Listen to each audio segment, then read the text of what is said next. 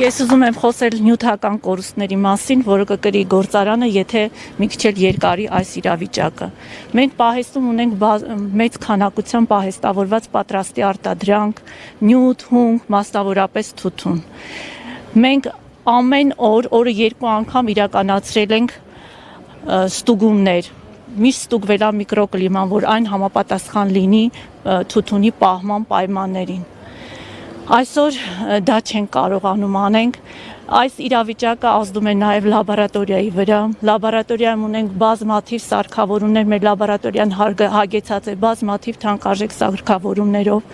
և այս դադարի իրավիճակը ազդում է նաև սարքավորումների տրամաչափման վրա, կխախտվեն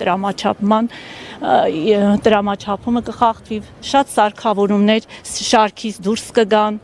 և այդ բոլորի համար նյութական ծախս է պահանջում ու դա հսկայական մեծ թվերի է հասնելու։ Այսօր այս ժողովուրդը մնացել է անգործ և բոլորի հիմնական եկամուտը կախված է գործարանի աշխատանքից։ Մենք ուղղակի խնդրում ենք, պահանջում ենք և հույս ունենք, որ Շնորհակալություն։